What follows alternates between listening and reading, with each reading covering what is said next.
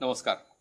श्री शिवाजी रायगड स्मारक मंडळ शिवशंभू विचारदर्शनतर्फे आयोजित आजच्या ई व्याख्यानाच्या कार्यक्रमात मी सुधीर थोरात मंडळाचा कार्यवाह आपल्या सगळ्यांचे मनापासून स्वागत करतो. 30 मे 1895 रोजी लोकमान्य टिळकांनी श्री शिवाजी रायगड स्मारक मंडळाची स्थापना केली. रायगडावरील शिवछत्रपतींच्या समाधीचा जीर्णोद्धार करणं, सिंहासन चौथऱ्यावरील मेघडंबरीच्या स्थापनेसाठी पाठपुरावा करणं, आबालवृद्धांची व्यवस्था व्हावी यासाठी रोपवेची उभारणी करणं, अशी अनेक ऐतिहासिक कामं मंडळाने आजपर्यंत केली आहेत. याबरोबरच संशोधनात्मक साहित्य प्रकाशित करणं, अभ्यासकांसाठी कार्यशाळा घेणं, देशव्यापी शिवचरित्र स्पर्धा घेणं असे अनेक उपक्रम मंडळ करतं.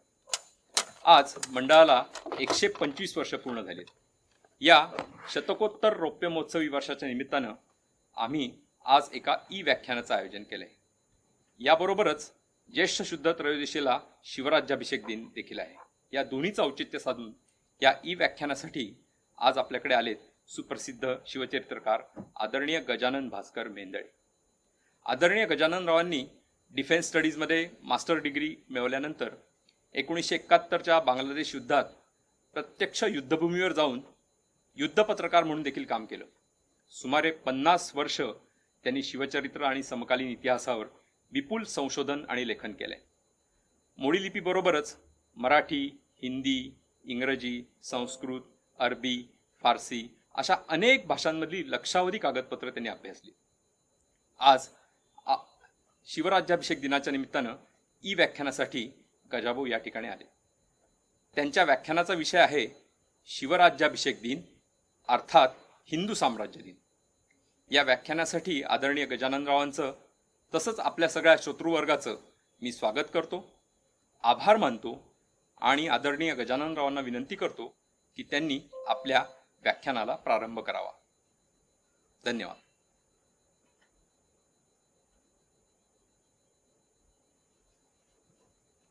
नमस्कार. श्री शिवाजी रायगड स्मारक मंडळ आणि जवळच आलेला शिवराज्याभिषेक दिन या निमित्तानं मला बोलायला सांगितलं आहे. स्वाभाविकच मी शिवचरित्र सांगणार आहे, मात्र नेहमीपेक्षा ते थोडं वेगळ्या स्वरूपाचं सांगणार आहे. वेगळ्या स्वरूपाचं म्हणजे असं की सामान्यतः शिवचरित्रामधल्या ज्या घटना नेहमी सांगितल्या जातात, म्हणजे शिवचरित्राचं जे बाह्य स्वरूप आहे ते मी सांगणार नाही आहे. मी शिवचरित्राचं अंतस्वरूप म्हणजे शिवचरित्राचा हेतू काय होता ते सांगणार आहे. 1961 मुंबईला जेव्हा शिवाजी महाराजांच्या पुतळ्याची स्थापना झाली तेव्हा केलेल्या भाषणात यशवंतराव चव्हाणांनी अशा आशयाचे उद्गार काढले होते की जर शिवाजी महाराज झाले नसते तर पाकिस्तानची सीमा तुमच्या माझ्या घरापर्यंत येऊन पोचली असती. त्यांच्या म्हणण्याचा अर्थ स्पष्ट आहे. जिथं मुसलमानांची बहुसंख्या होती ते प्रदेश पाकिस्तानात गेले.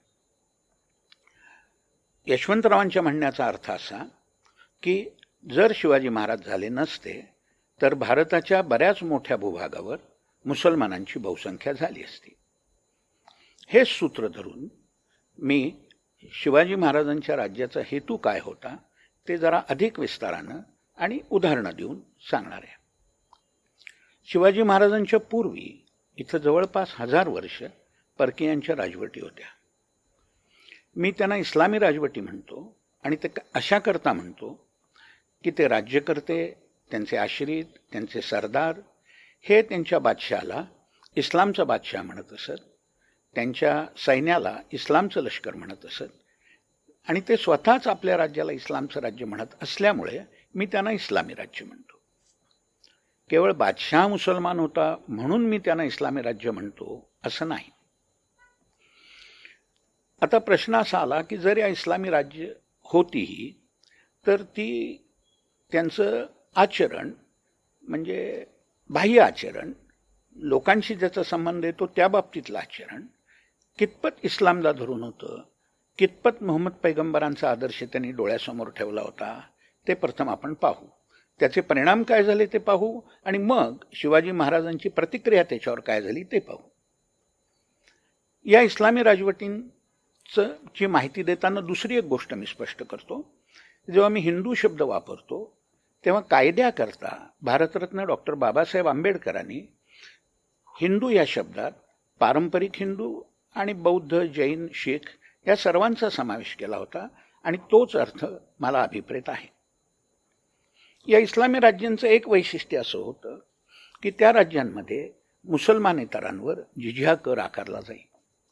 त्यासंबंधीची कुराणातली आयत अशी आहे, ग्रंथधारकांपैकी जे अल्लावर व कियामतवर म्हणजे अंतिम दिनावर विश्वास ठेवत नाहीत, अल्लानं आणि अल्लाच्या परिचितानं जे निषिद्ध ठरवलेलं आहे ते निषिद्ध मानत नाहीत आणि खऱ्या धर्मावर म्हणजे इस्लामवर विश्वास ठेवत नाहीत, त्यांच्याशी ते जोपर्यंत नम्र होऊन नम्रतापूर्वक स्वतःच्या हातानं जिझिया देत नाहीत तोपर्यंत युद्ध करा.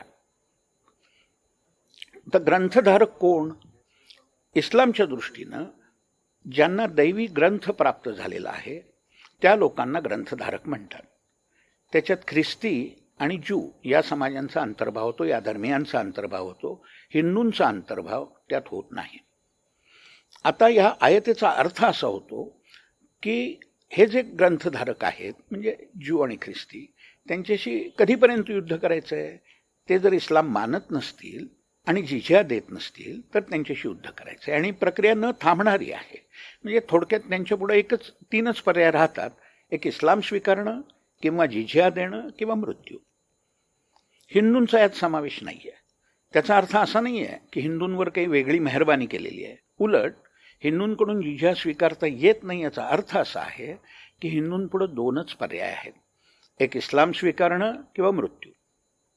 पण असं जरी असलं तरी पुढच्या काळात जे इस्लामचे भाष्यकार झाले त्यात 4 मोठे भाष्यकार आहेत. त्यात अबू हनीफा हा जो मोठा भाष्यकार आहे की ज्याचं भाष्य त्याची परंपरा भारतात आणि जगात बऱ्याच मोठ्या भूभागावर मानली जाते, त्यानं असं सांगितलं की ग्रंथधारकांखेरीज काही मूर्तीपूजक वगैरे जे लोक आहेत त्यांच्याकडनंही जिझिया घ्यायला हरकत नाही. ही हिंदू लोकांवर केलेली मेहरबानी आहे. जिझिया ही त्यांना दिलेली सवलत आहे.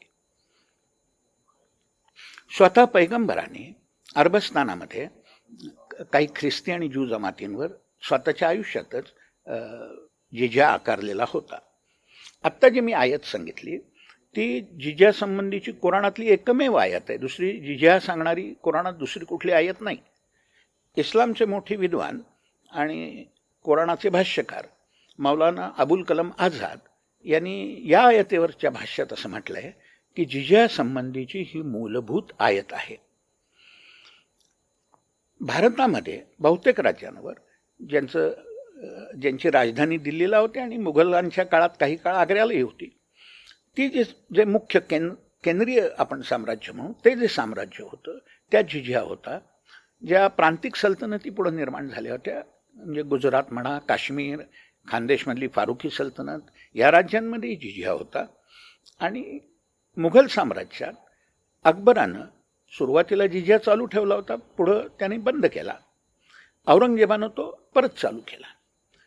औरंगजेबानं तो जेव्हा परत चालू केला त्याची हकीकत औरंगजेबाचा सरकारी इतिहास त्याच्या मृत्यूनंतर 3-4 वर्षात तो लिहून पूर्ण झाला आणि कागदपत्र पाहून लिहिलेला आहे.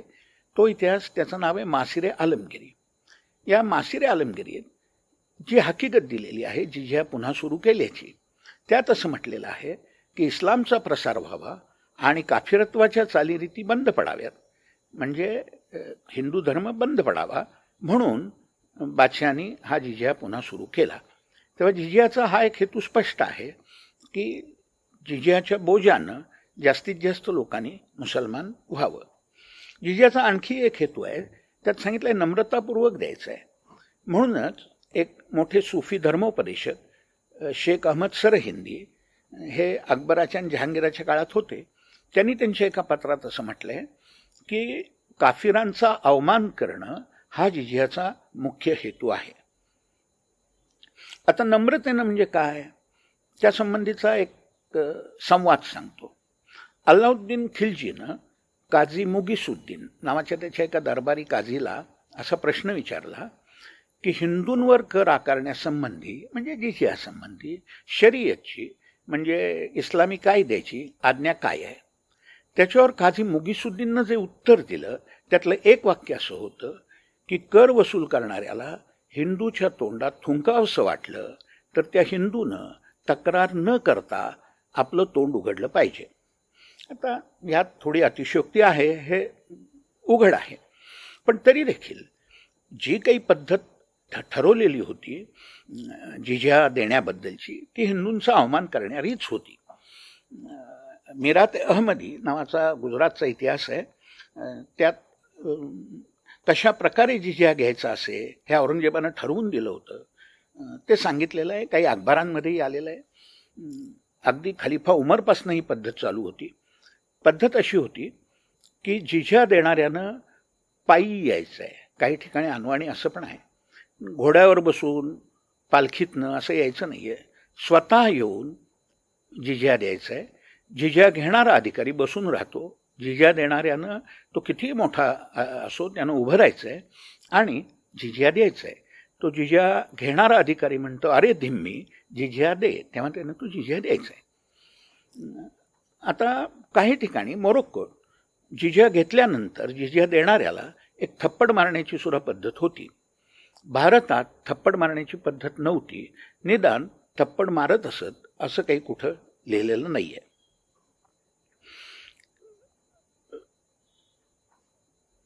काही इस्लामी धर्मपंडितांना हे मान्यच नव्हतं की हिंदूंकडून जिझिया घ्यावा, म्हणजे हिंदूंवर कृपा म्हणून नव्हे, त्यांचं असं म्हणणं होतं जिझिया हा पर्याय हिंदूंना ठेवूच नये, हिंदूंपुढं दोनच पर्याय ठेवावेत, एक इस्लाम स्वीकारणं किंवा मरणं.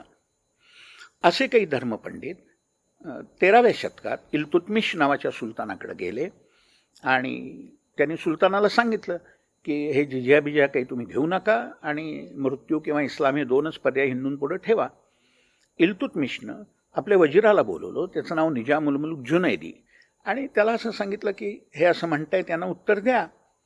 तेव्हा जुनैदी असं त्यांना म्हणाला की तुम्ही म्हणताय हे सगळं बरोबर आहे, पण आपली संख्या आत्ता फार कमी आहे.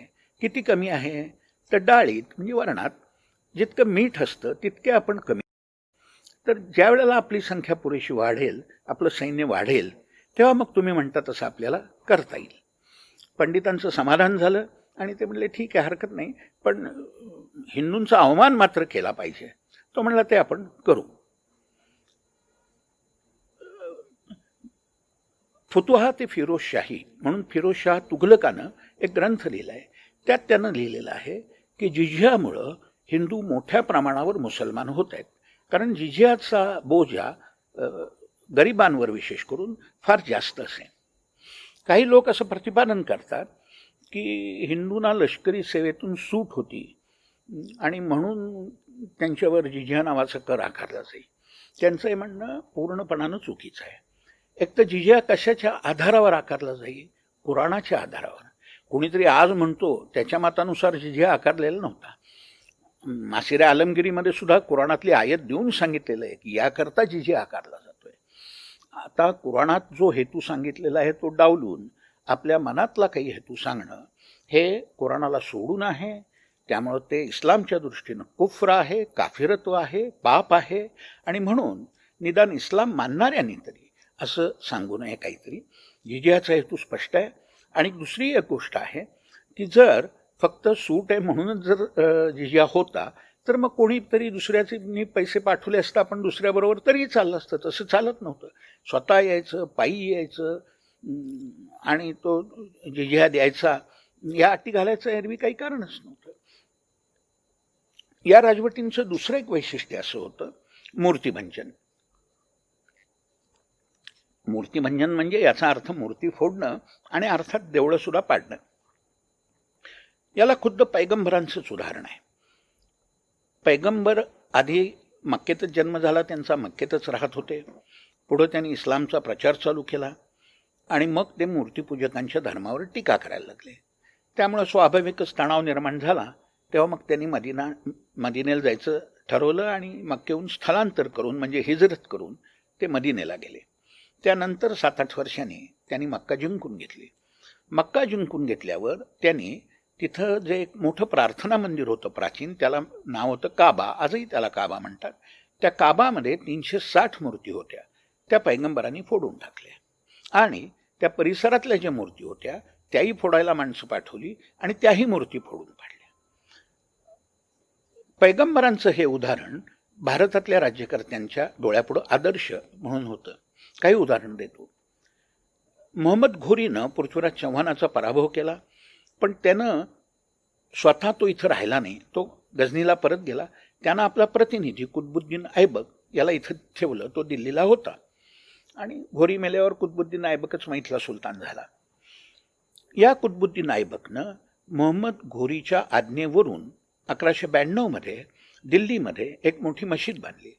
त्या मशिदीवर जो शिलालेख आहे त्यात असं नमूद केलेलं आहे की 27 बुतखाना म्हणजे मूर्ती मंदिरं, त्यांचं साहित्य वापरून ही मशीद बांधलेली आहे, असा शिलालेखच त्याच्यावर आहे.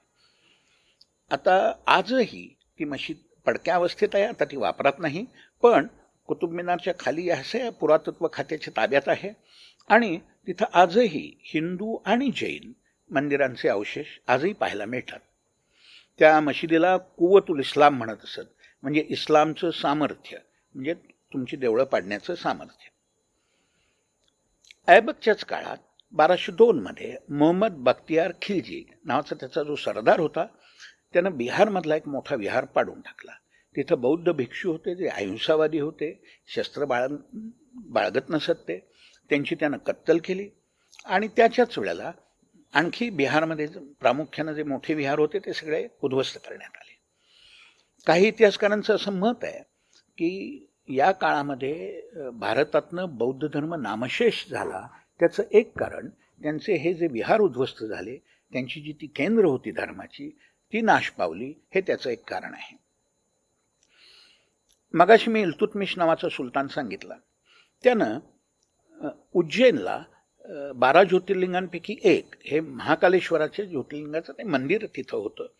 इल्तुतमिशनं ते पाडलं आणि महाकालेश्वराची जी मूर्ती होती किंवा पिंड होती ती त्यानं तिथनं दिल्लीला नेली आणि जामा मशिदीच्या पुढं ती मशिदीत जाणाऱ्या येणाऱ्यांनी म्हणजे मुसलमानांनी तुडवावी म्हणून तिथं टाकली. आता मगाशी जी मी हकीकत सांगितली मोहम्मद बख्तियार खिलजीची आणि ही, या दोन्ही हकीकती तबका ते नासिरी या ग्रंथात लिहिलेल्या आहेत. ग्रंथकाराचं नाव लांबलंच आहे, पण संक्षेपानं त्याला मिन्हाज असं म्हणतात. आणखी एक मूर्तिभंजनाचं उदाहरण सांगतो, ते म्हणजे फिरोजशाह तुघलकानं जगन्नाथपुरीला स्वारी केली. जगन्नाथपुरीत त्या तिथल्या मंदिरातली मूर्ती तोडली, आजूबाजूच्याही मूर्ती फोडल्या आणि या सगळ्या दिल्लीला आणल्या आणि निरनिराळ्या मशिदींच्या पायऱ्यांपुढं मुसलमानांनी त्या तुडवाव्या म्हणून टाकल्या. ही सगळी हकीकत तारीख ए फिरोजशाही याच नावाचा एक ग्रंथ शम्स सिराज अफीफ या समकालीन ग्रंथकारानं लिहिलंय, त्यातही आलेली आहे. आणि सीरत ए फिरोजशाही म्हणून दुसरा एक समकालीन ग्रंथ आहे, त्यातही आलेली आहे. बाबरानं अयोध्येला त्याने मंदिर पाडलं, हे आता सर्व प्रसिद्ध आहे म्हणून त्याची मी पुनरुक्ती करत नाही. त्यांनी ग्वाल्हेरचा किल्ला जेव्हा काबीज केला तेव्हा भोवतालच्या कड्यांवर मोठमोठ्या जैन मूर्ती कोरलेल्या होत्या, आजही आहेत. त्या मूर्ती फोडण्याचा त्यांनी हुकूम दिला. ही गोष्ट त्यानं स्वतःच्या आत्मचरित्रात, त्याला बाबरनामा नाव आहे त्याचं, नमूद केलेली आहे. आणि त्याप्रमाणे त्या मूर्तींपैकी काहींचे नाक तोड, कोणाचं कान तोड, अशा प्रकारे ते विद्रूप करण्यात आल्या. आणि पुढं जेव्हा केव्हा शक्य झालं तेव्हा मग जैनांनी एक विशिष्ट प्रकारचं प्लॅस्टर वापरून त्यांची डागडुजी केली. 1634 मध्ये शहाजहाननं लाहोरला एक गुरुद्वारा पाडून टाकलं. शीख साधनांमध्ये त्याचे उल्लेख आहेत. औरंगजेबानं तो गुजरातचा सुभेदार असताना 1645-46 मध्ये अहमदाबादचं एक प्रसिद्ध जैन मंदिर होतं, शांतीदास नावाच्या माणसानं बांधलेलं होतं, ते पाडून टाकलं. या मंदिराचं वर्णन ते पडायच्या आधी 1638 मध्ये मॅन्डेल्स्लो नावाचा एक जर्मन प्रवासी भारतात आला होता, त्यानं करून ठेवलेलं आहे. फार सुंदर मंदिर होतं. आणि मगाशी जो मी ग्रंथ सांगितला गुजरातचा इतिहास मिरात अहमदी, त्या ग्रंथामध्ये सुद्धा हे मंदिर पाडल्याचा उल्लेख आहे. आणि तेवनो नावाच्या फ्रेंच प्रवाशानं सुद्धा त्याच्या प्रवास वृत्तात तो उल्लेख केलेला आहे. औरंगजेबानं 1669 मध्ये काशी विश्वनाथाचं मंदिर पाडून टाकलं. त्यानं पाडलं म्हणजे त्याच्या हुकमावरून पाडून टाकण्यात आलं. पुढं जेव्हा मराठ्यांचा प्रभाव उत्तरेत खूप वाढला तेव्हा पुण्यश्लोक अहिल्याबाई होळकर यांनी त्या जागेच्या शेजारीच, कारण त्या जागेवर मशीद बांधलेली होती, म्हणून त्या जागेच्या शेजारी पुन्हा काशी विश्वनाथाचं देऊळ बांधलं आणि आज जे मंदिर आहे ते त्यांनीच बांधलेलं आहे.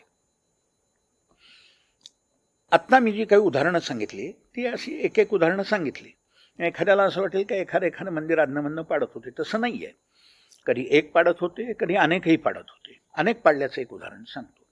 औरंगजेबानं उदयपूर, जोधपूर, जयपूर या परिसरात मार्च 1679 ते ऑगस्ट 1680 या काळात, म्हणजे 1.5 वर्षाहून कमीच एखादा महिना, 300हून अधिक मंदिरं पाडली. या सगळ्याचा तपशील मगाशी मी उल्लेख केला त्या मासिरे आलमगिरीत दिलेला आहे. औरंगजेबानं पाडलेलं आणखी एक देऊळ सांगतो, कारण ते महाराष्ट्रीयांच्या विशेष जिव्हाळ्याचं मंदिर आहे. पंढरपूरला असलेलं देऊळ म्हणजे विठ्ठलाचं देऊळ हे पाडून टाका आणि लष्करातल्या कसाबांकडं नेऊन तिथं गाई कापा असं हुकूम त्याने जानेवारी 1705 दिला. तसं त्याच्या अखबारात म्हणजे दरबारी रोजनिशीत नमूद केलेलं आहे आणि तिथं असंही सांगितलेलं आहे की त्याच्या हुकमाची अंमलबजावणी करण्यात आली. आता काही लोक निरनिराळ्या प्रकारे याचा समर्थन करतात. एक समर्थन असतं की देवळं संपत्ती होती म्हणून पाडली, दुसरं काही कारण नव्हतं. हे किती चुकीचं समर्थन आहे लगेच लक्षात येईल की जर असं होतं तर ठिकठिकाणच्या मूर्ती आणायच्या आणि लोकांनी त्या तुडवण्याकरता मशिदींपुढं टाकायच्या, हे करायची काही आवश्यकता नव्हती. संपत्तीकरता लुटायची तर मूर्ती फोडण्याची काही आवश्यकता नव्हती. मंदिरातली संपत्ती लुटून न्यायची, पुन्हा साठली की पुन्हा लुटायची, मूर्ती राहू द्यायची. पण तसं त्यांनी केलं नाही. आणि पैगंबरांनी ज्या गाभात मूर्ती फोडल्या त्या काही त्यांनी संपत्तीकरता फोडल्या नाहीत आणि पैगंबरांचा आदर्श डोळ्यापुढे ठेवूनच ते मूर्ती फोडत होते. तेव्हा हे समर्थन टिकणारं नाही की संपत्तीकरता फक्त ती देवळं पाडली जात होती. आता पाडल्यावर संपत्ती लुटत, तो भाग वेगळा. असा एक युक्तिवाद केला जातो की नाही, पूर्वी हिंदूंनी जैनांची सुद्धा मंदिरं पाडली. एक तर ते पुरावे टिकत नाहीत. मी माझ्या आगामी पुस्तकात ते तपशीलवार दाखवून देतो. दुसरी गोष्ट अशी की समजा आपण असं मानलं की हिंदूंनी जैनांची मंदिरं पाडली होती, पण म्हणून त्याचं सूड घेण्याकरता मुसलमानांनी हिंदूंची मंदिरं पाडली असं काही नाही आहे. आणि मुसलमानांनी म्हणजे त्या राज्यकर्त्यांनी हिंदूंची मंदिरं जशी पाडली तशी जैनांची मंदिरं पाडलीच ना. मी मगाशी 2-3 उदाहरणं सांगितली. तेव्हा हेही समर्थन टिकणार नाही. आणखी काही लोक असं म्हणतात की आमची सत्ता आता इथं प्रस्थापित झाली आहे, हे घोषित करण्याकरता म्हणून देवळं पाडली जायची. हे अगदीच विचित्र समर्थन आहे की आपली सत्ता इथं प्रस्थापित झाली आहे म्हणून तिथं देऊळ पाडून टाकायचं. मग असं जर होतं तर औरंगजेबानं जेव्हा आदिलशाहीचं राज्य गिळंकृत केलं त्यावेळेला तिथल्या मशिदी याच न्यायानं पाडायला पाहिजे होत्या. त्यांनी मशिदी कधी पाडल्या नाही, त्यांनी पाडली ती देवळच. तेव्हा ही अशी समर्थनं काही टिकणारी नाही. या राजवटींचं तिसरं एक वैशिष्ट्य असं होतं की कत्तली आणि त्यातून निर्माण होणारी गुलामगिरी.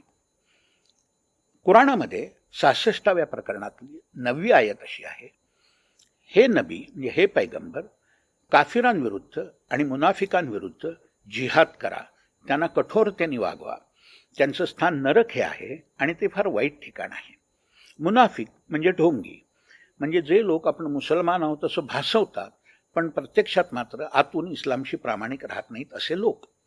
हा जिहाद का करायचं आहे त्याच्याकरता वेगळं कारण काही दिलेलं नाही आहे. ते काफिर आहेत एवढं कारण पुरेसं आहे. आणि असं जिहाद करणं हे मोठं पुण्याचं काम आहे अशा अर्थाच्या हदीस पण आहेत. मी जेव्हा हे पैगंबरांच्या चरित्राची माहिती देतो तेव्हा मी इब्न इसाकनं लिहिलेलं आणि इब्न हिशामनं संपादित केलेलं पैगंबरांचं चरित्र, वाकिदी, इब्न साद, तबरी या ग्रंथकारांचा आधार घेतोय, कुराणातल्या आयतांचा आधार घेतोय आणि हदीस म्हणजे इतिहास परंपरा पण विशेष अर्थानं म्हणजे पैगंबरांच्या उक्ती आणि कृती यांचाही आधार घेतोय. मोहम्मद पैगंबरांनी 627 अरबस्तानातल्या बनू कुरैझा नावाच्या ज्यू जमातीच्या वसाहतीवर आक्रमण केलं. ज्यूंचा पराभव झाला. पैगंबरांनी तिथले लोक जे युद्धकैदी धरून मदिनेला आणले आणि त्यांना बाजारपेठेत चर खणले आणि तिथं पैगंबरांसमक्ष 600-700 लोकांची मुंडकी मारण्यात आली. हे युद्धानंतर घडलेली गोष्ट आहे. त्यावेळेला जी बायका मुलं सापडली होती अरबस्तानात अन्यत्र विकून टाकली. बाकीच्या बायका मुलांचं मुसलमानांमध्ये वाटप करण्यात आलं. अल्लानं घालून दिलेल्या नियमाप्रमाणे, कुराणाप्रमाणे एक पंचमांश हिस्सा पैगंबरांच्या वाट्याला आला. पैगंबरांनी रैहाना नावाची स्त्री स्वतःकरता निवडली. त्या रैहानाचा पती, तिथे जी कत्तल करण्यात आली मदिनेत, त्यात तिच्या पतीलाही मारलेलं होतं. रैहानानं इस्लाम स्वीकारायला साफ नकार दिला. इब्न इसाक असं सांगतो की नंतर तिनं इस्लाम स्वीकारायची तयारी दर्शवली, पण इब्न इसाक सुद्धा असं सांगत नाही की पैगंबरांनी तिच्याशी लग्न केलं. आणि इब्न हिशामनं पैगंबरांनी ज्या स्त्रियांशी लग्न केलं त्या 13-14 स्त्रियांची जी काही यादी दिली आहे त्याच्यामध्ये रायहानाचं नाव दिलेलं नाही.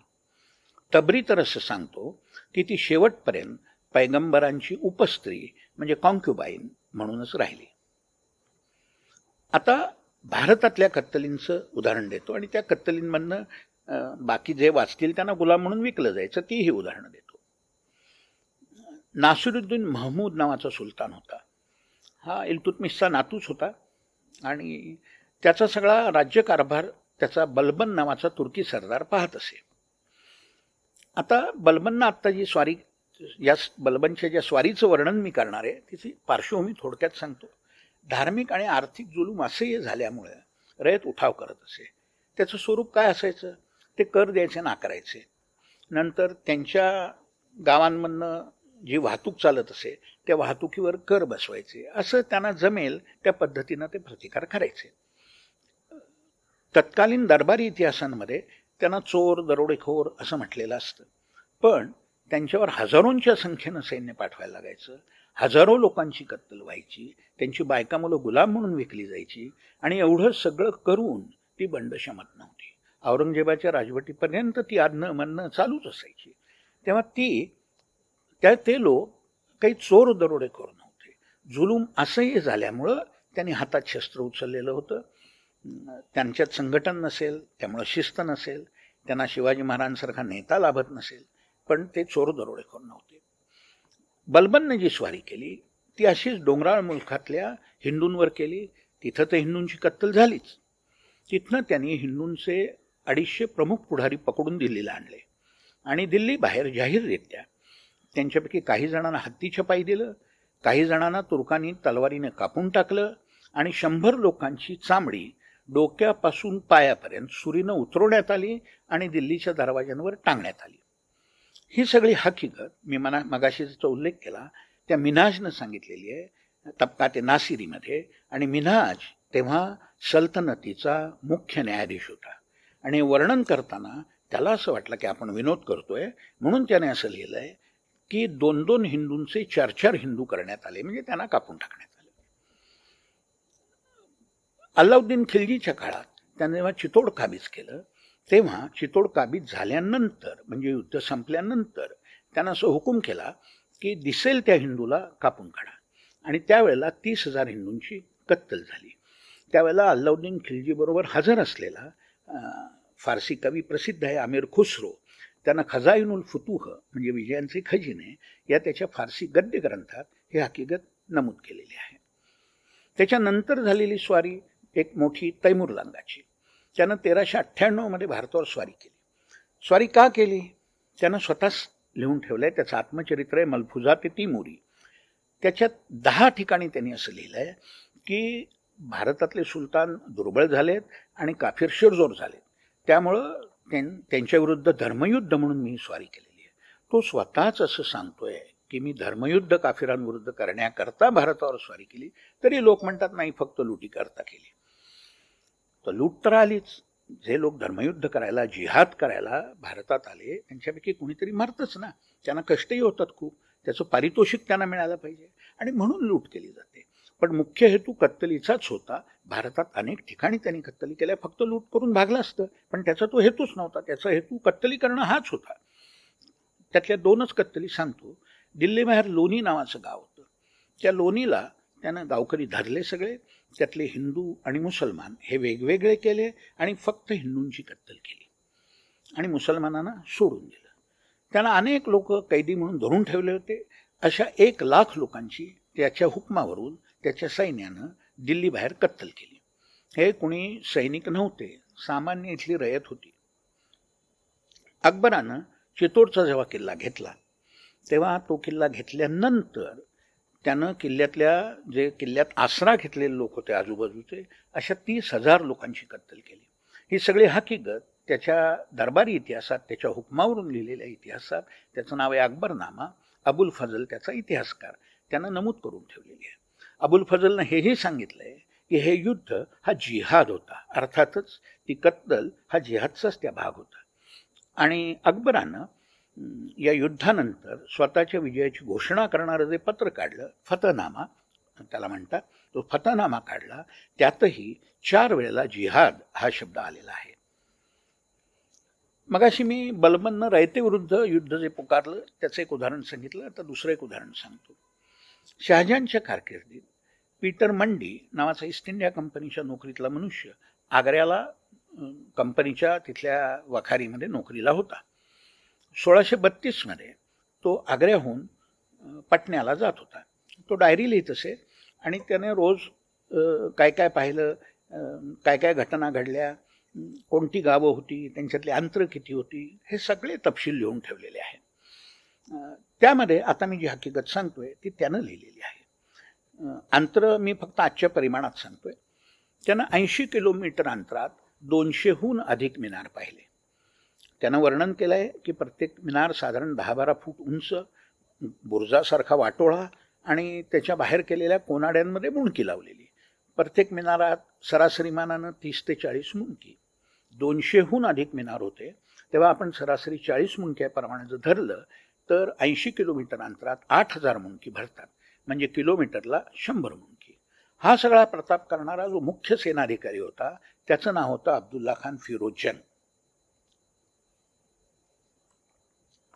मुंडीने याच्या आधी सुद्धा 1631च्या डिसेंबरमध्ये कोईल नावाच्या गावी, त्याला आता अलीगड असं नाव दिलंय, त्या कोईलच्या परिसरात सुद्धा मुंडक्यांचे मिनार पाहिले होते.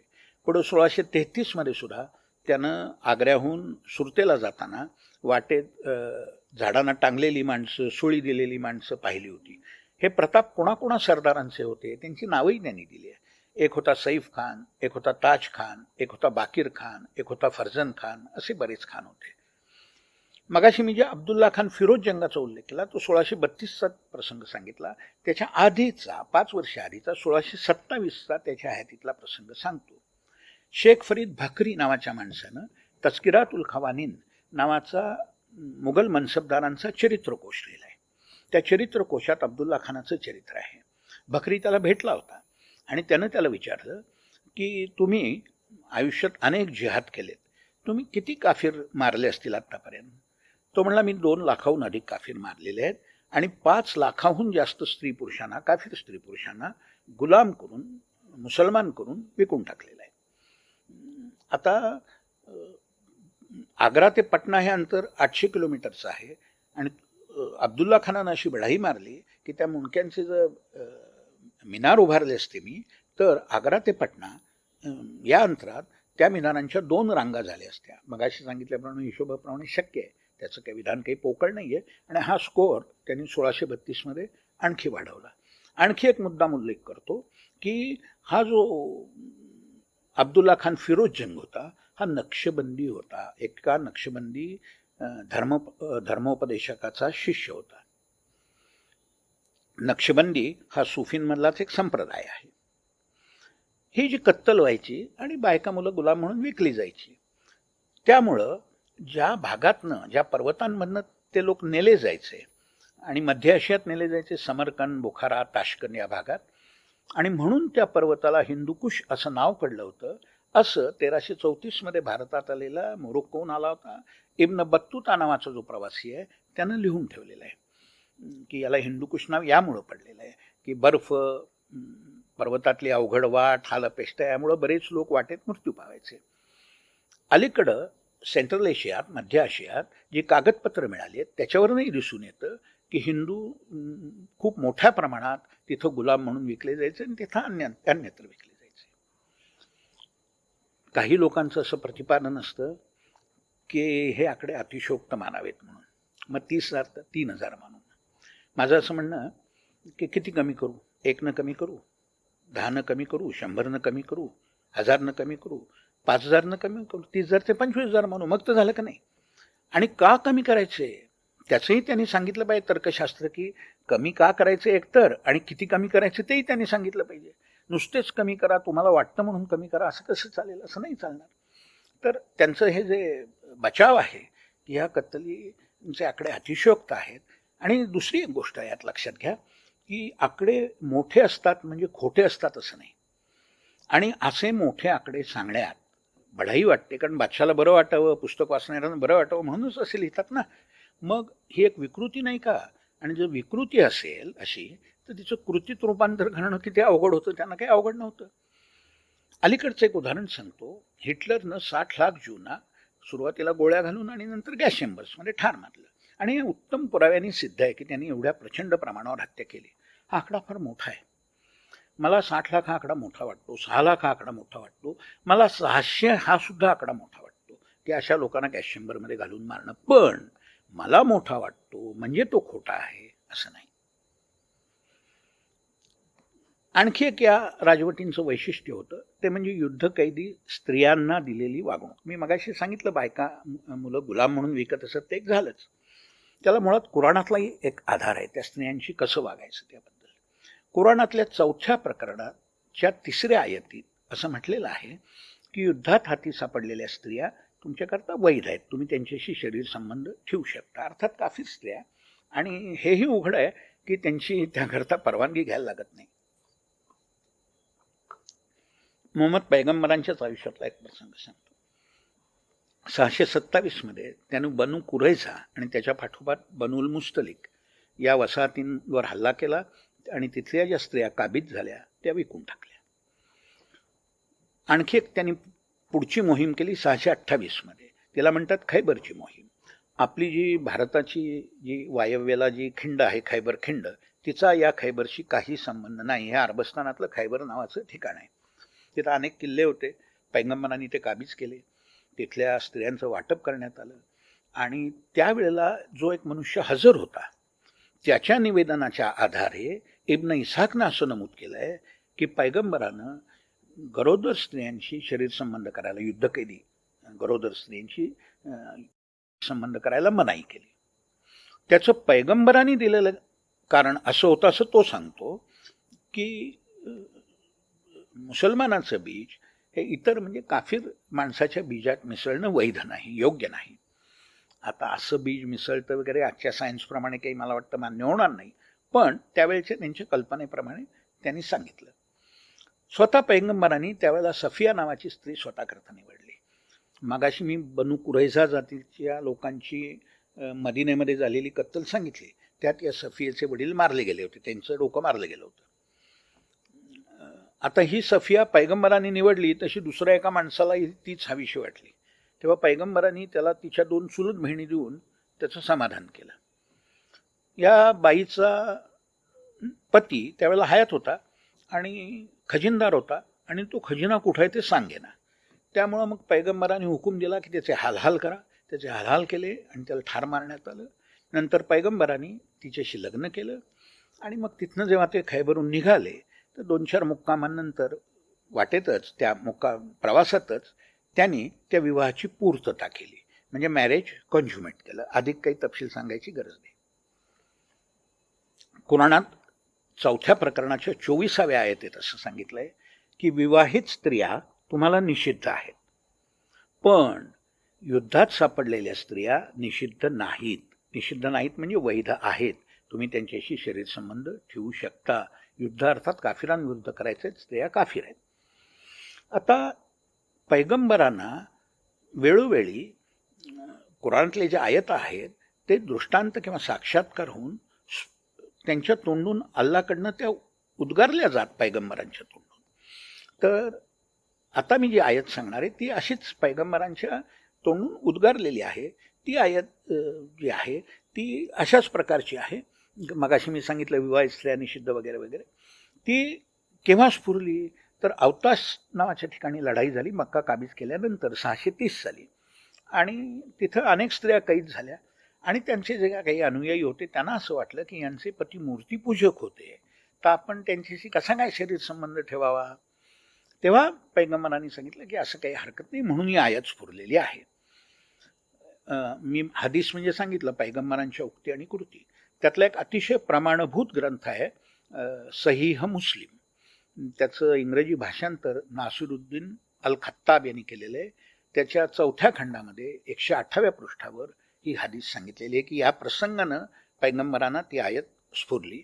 आणि त्या हदीसचा मथळा असं दिलेला आहे की युद्धात कैद झालेल्या स्त्रियांशी त्या गर्भवती नाहीत अशी खात्री झाल्यावर शरीर संबंध ठेवण्यास परवानगी आहे, आणि अशा स्त्रीला जर आधीचा पती असेल, म्हणजे तिचं आधीचं जर लग्न असेल झालेलं, तर ती युद्धात हाती सापडल्यावर ते रद्दबातल होतं. काही उदाहरणं सांगतो भारतातली. मोहम्मद तुघलक, त्याच्या कारकिर्दीत इथं आलेला मनुष्य 1334. इब्न बत्तुता, मागाशी मी नाव सांगितलं हिंदू-कुश संबंधात, तो 7-8 वर्ष भारतात होता. त्यानं असं सांगितलं आहे की त्याच्या मोहम्मद तुघलकाच्या दरबारात ईदचा जेव्हा उत्सव असे तेव्हा त्या वर्षी आधी ज्या स्त्रिया युद्धात हाती सापडलेल्या असत त्यांना मोहम्मद तुघलकाच्या दरबारात नाचा गायला लावत, म्हणजे त्या काही कला प्रदर्शन करण्याकरता नाचत नव्हत्या, त्यांना काही पर्याय नव्हता. आणि नंतर मोहम्मद तुघलक आपल्या सरदारांना, नातलगांना, परदेशातनं कोणी आले असतील भेट द्यायला, त्यांना त्या स्त्रिया भेट देऊन टाकत असे. अगदी अलीकडं आयसिसनं 2015 सालची बातमी आहे, अशाच प्रकारे ईदच्या निमित्तानं ज्या आधी स्त्रिया पकडलेल्या होत्या यझदी, त्या जिहादी योद्ध्यांना भेट देऊन टाकल्या. भेट दिल्यावर त्यांचं काय होत असेल. अकबरानं 1564 मध्ये गड कटांगाचे राज्य काबीज करण्याकरता सैन्य पाठवलं. हे गड कटांगा म्हणून गावं होती आणि आता ती जबलपूरमध्ये समाविष्ट आहेत. राजा मरण पावला होता. राणीचं नाव दुर्गावती. ती त्या सैन्याला प्रतिकार करताना जबर जखमी झाली. शत्रूच्या हातात सापडू नये म्हणून तिनं पोटात खंजीर खुपसून आत्महत्या केली. आणि तिचा जो मुलगा होता वीरनारायण, तो सुद्धा लढाईत मारला गेला. वीरनारायणाची वधू आणि दुर्गावतीची बहीण कमलावती, म्हणजे ती तरुण मुलगी आणि तिची मावस सासू, या दोघींना अकबराच्या जनानखान्यात दाखल करण्यात आलं. असंच एक प्रकरण आहे शहाजहानचं. 1635चं उदाहरण आहे. ओरछाचा राजा, तर ओरछा हे मुघल साम्राज्यातच मोडत होतो, जुझार सिंह बुंदेला, त्यानं शहाजहान विरुद्ध बंड केलं आणि किंवा तसा आरोप होता त्याच्यावर स्वारी करण्यात आली. तो मारला गेला. त्याच्या स्त्रिया शहाजहानच्या जनानखान्यात दाखल करण्यात आल्या. आणि शहाजहानचं जे सरकारी अधिकृत चरित्र आहे बादशाहनामा, त्याच्या हयातीत लिहिलेलं आहे. अब्दुल हमीद लाहोरीनं त्यात ही हकीकत नमूद केलेली आहे.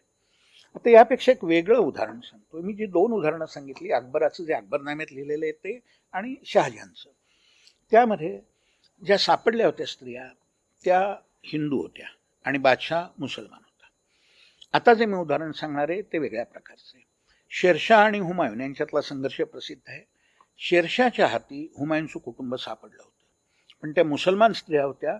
शेरशाहनं त्यांना सन्मानानं परत पाठवलं. दुसरी एक गोष्ट, हा शेरशाह हा काही इतरांपेक्षा वेगळा होता असं मात्र काही नाही आहे. त्यानं जोधपूरला एक देऊळ पाडून तिथं मशीद बांधली होती. रायसीन नावाच्या ठिकाणाचा राजा होता. त्या रायसीनला शेरशाहनं वेढा घातला. तो राजा जो होता पूरणमल, त्याचं नाव, तो शरण आला. हा भय घेऊन वाटाघाटी करून शरण आला. शेरशाहनं दिलेला शब्द मोडून त्याला मारून टाकलं. त्याचा वंश वाढू नये म्हणून त्याच्या मुलाला खच्ची केलं आणि त्याची मुलगी बाजारात नाचगाणं करण्याकरता विकून टाकली. युद्धकैदी स्त्रियांना दिली जाणारी ही वागणूक आहे. हिचं समर्थन कुणी केल्याचं माझ्या वाचनात नाही. पुढचं या राजवटींचं वैशिष्ट्य असं होतं धर्मांतर. पैगंबरांच्या काळात जेव्हा ते मदिनेला गेले तेव्हा काही मक्केतले मुसलमान त्यांना सामील झाले नाही, मुसलमान होऊन सामील झाले, पण मक्केतले बहुतांश लोक मूर्तीपूजकच राहिले होते. ते काही मुसलमान झाले नव्हते. पैगंबरांनी जेव्हा मक्का काबीज केली तेव्हा ते ठिकाणावर आले आणि त्यांनी मुकाट्याने इस्लाम स्वीकारला. एक कुतुबुद्दीन ऐबक, मागाशी मी सांगितले, त्याचं एक उदाहरण देतो. त्यांनी 1194 मध्ये कोईलचा म्हणजे अलीगडचा किल्ला काबीज केला आणि तत्कालीन ग्रंथ ताजुल मासिर लेखक आहे हसन निजामी त्यानं असं लिहून ठेवलंय की त्यातले जे लोक सूज्ञ होते शहाणे होते ते मुकाट्यानं मुसलमान झाले, बाकीच्यांची कत्तल करण्यात आली. स्वतः अकबरानं असे त्याचे उद्गार अकबरनाम्यामध्ये आणि आईने अकबरी त्याच्या हयातीतले सरकारी ग्रंथ आहेत त्याच्यात त्याचे उद्गार नमूद केलेले आहेत की मी आयुष्यात अनेक लोकांना आतापर्यंत वाटवलेला आहे, त्यानं तो स्वतःच सांगतोय. पण अशी अनेक उदाहरणं देण्यापेक्षा मी एकाच उदाहरणात हा विषय संपवतो आणि म्हणून मी शिवकालानंतरचा टिपू घेतो. टिपू हा एक इतिहासात घडलेला अपघात आहे. म्हणजे असं की म्हैसूरच्या राजानं हैदरला सेनापती म्हणून नेमायला नको होतं पण नेमलं. हैदरनं राज्य बळकावलं आणि मग त्या राजाला कैदेत टाकलं आणि मग त्याच्यानंतर टिपू आला, त्यांनी सुलतान म्हणून स्वतःला घोषित केलं आणि राजाची अवस्था आणखी वाईट केली. ती सांगण्याजोगी नाही, मी काही सांगत नाही. पण आत्ता एवढंच सांगतो की टिपूनं धर्मांतर काय केलं. टिपूनं त्याचा सरदार बदरुज्झमान खान याला 1790 साली पाठवलेलं एक पत्र आहे. त्या पत्रात तो असं म्हणतो की मी आत्तापर्यंत 4 लाख हिंदूंना मलबारमधल्या मुसलमान केलेलं आहे. हे जेव्हा माझ्या वाचनात आलं तेव्हा मी पहिला तपास असा केला की मलबारची तेव्हाची लोकसंख्या किती होती. मलबार तेव्हा केरळलाच म्हणत असत संपूर्ण. आजची जी लोकसंख्या आहे केरळची आणि लोकसंख्या वाढीचा वेग हा सगळा जर हिशोब केला तर तेव्हा केरळची लोकसंख्या 30-35 लाखाच्या घरात होती. तेव्हा त्यातले 4 लाख लोक बाटवले असे जर टिपू म्हणत असेल तर त्यात अशक्य काही नाही आहे. आणि म्हणून सांगतो की तामिळनाडूमध्ये मुसलमानांचं प्रमाण गोळाबेरतेनं सांगतो साधारण 6% आहे, कर्नाटकामध्ये 12% आहे आणि केरळमध्ये मात्र 25% आहे. हा सगळा टिपूचा प्रताप आहे. टिपूनं पुढं 1799 मध्ये तुर्कस्तानच्या कॉन्स्टँटिनोपल त्या इस्तंबूल त्या सुलतानाला एक पत्र लिहिलंय 1799 मध्ये. त्यानंतर लवकरच टिपू मारलाच गेला. त्यात टिपून असं लिहिलंय की मी आत्तापर्यंत 5 लाख काफिरांना बाटवून मुसलमान केलेला आहे. आता तो जो 4 लाखाचा आकडा आहे तो 1790चा आहे. त्यानंतर मध्ये 9 वर्ष गेले आणि या आकड्यामध्ये केवळ केरळमधले लोक नाहीत, कर्नाटकमधले लोक सुद्धा समाविष्ट आहेत आणि काही हजार ख्रिश्चनांना सुद्धा त्यांनी बाटवलेलं होतं, पण ते परत ख्रिश्चन धर्मात परत गेले. मी सगळी हकीकत टिपूचं जे उदात्तीकरण केलं जातं की तो मंदिरांना देणग्या देत असे, तो हिंदूंचा त्राता होता, हे सगळं खोटं आहे. याचं कसं खोटं आहे ते मी पुराव्यानिशी दाखवलेलं आहे. ते माझ्या Tipu as he really was नावाचं पुस्तक आहे. छोटं पुस्तक आहे, 100 पानी पुस्तक आहे आणि इंटरनेटवर विनामूल्य उपलब्ध आहे. त्यात सगळं मी सांगितलं आहे, म्हणून आत्ता इथं सांगत नाही. ही धर्मांतरं खुशीनं केली जात नव्हती, जबरदस्तीनं केली जात होती किंवा प्रलोभनानं होती ती क्वचित. कसं ते मी असं का म्हणतो त्याचं कारण सांगतो. आत्ताच असं पहा, आत्ता लव जिहादच्या वेळेला त्या निमित्तानं काही लोक धर्मांतर होतं करतात, काही लोक एखाद्या प्रलोभनानंही करत असतील, पण अशी उदाहरणं अत्यल्प आहेत. आजूबाजूला तुम्ही पाहाल तर इस्लामचं तत्त्वज्ञान पटलं म्हणून एखादा मनुष्य मुसलमान झालाय असं काही फारसं कधी आढळत नाही. मला तर एकही उदाहरण माहीत नाही, माझ्या मित्रमंडळी नाही कोणालाही असं उदाहरण ठाऊक नाही की इस्लामचं तत्त्वज्ञान पटलं म्हणून माणूस मुसलमान झालाय. आणि म्हणूनच मराठीत एक म्हण आहे आणि म्हणींमध्ये सुद्धा कधी कधी इतिहास दडलेला असतो. म्हण अशी आहे, मारून मुटकून मुसलमान. ही मी लहानपणापासून ऐकत आलो आहे, पण माझ्यावर भरोसा ठेवू नका. मोल्सवर्थचा जो मराठी इंग्रजी कोश आहे पहिल्यांदा त्यांनी तो 1831 मध्ये छापला आणि मग सुधारित आवृत्ती 1857 मध्ये छापली. त्यामध्ये मुसलमान या शब्दाखाली मारून हाणून मुसलमान करणे अशी म्हणच दिलेली आहे आणि ती म्हणीतला भावार्थ उघड आहे की सरळ मार्गाने काही होत नाही. आता सूफींची थोडी माहिती सांगतो. सूफी हा एक मुसलमानांमध्ये एक विशिष्ट प्रकारे उपासना करणारा पंथ आहे आणि त्याच्यात निरनिराळे संप्रदाय आहेत, चिश्ती, नक्षबंदी, सुरावर्दी वगैरे. चिश्ती हा मोठा आहे खूप त्यातला. आता ही जी कृत्य इथले सुलतान करत होते त्याचा कोणाही सूफीनं कधी निषेध केला नाही. कोणी सूफी असं म्हणाला नाही की अरे देवळं पाडू नका, जबरदस्तीनं धर्मांतर करू नका, स्त्रियांना असं विकून वगैरे टाकू नका, गुलाम करू नका, कत्तली करू नका, असं कोणाही सूफीनं सांगितलं नाही. उलट सूफी प्रोत्साहन देत असे मी उदाहरणानं सांगेन. जो प्रसिद्ध एक चिश्ती संप्रदायातला भारतातला मूळ पुरुष एक प्रकारे मोइनुद्दीन, ज्याचा अजमेरला मोठा दर्गा आहे, त्याचं अधिकृत चरित्र आहे. लिहिणारा माणूस इस्लामचा फार मोठा विद्वान आहे, अब्दुल हक मुहद्दिस. त्याच्या पुस्तकाचं नाव आहे अखबारुल अख्यार. हा सुफींचा चरित्रकोश आहे. हा मोइनुद्दीन वृद्ध होईपर्यंत त्यानं लग्न केलं नव्हतं. एकदा पैगंबर त्याच्या स्वप्नात आले आणि म्हणाले, अरे मोइनुद्दीन, तू अनेक बाबतीत माझं अनुकरण केलंस, पण एका बाबतीत काही तू माझं अनुकरण केलं नाहीस. कोणत्या बाबतीत ते काही त्यांनी सांगितलं नाही. पुढं मोइनुद्दीनच्या एका शिष्यानं युद्धात एका राजाची मुलगी त्याच्या हाती सापडली होती, ते आणून मोइनुद्दीनला अर्पण केले. मोइनुद्दीनने तिला मुसलमान केलं, तिच्याशी लग्न केलं, तिच्यापासून त्याला पुढं संतती झाली. मी अशी कल्पनाही करू शकत नाही की एखाद्या हिंदू संताकडं कुणी एक मुलगी पळवून आणून दिली किंवा एखाद्या मुलगी युद्धात हाती सापडलेली आणून दिली तर तो तिच्याशी लग्न करेल किंवा असं काही करेल, याची मी कल्पनाही करू शकणार नाही. असं अशक्य आहे असं म्हणून. या मोइनुद्दीनच्याच परंपरेतला निजामुद्दीन अवलिया हाही चिश्ती होता. त्याच्या नावानं रेल्वे स्टेशन आहे.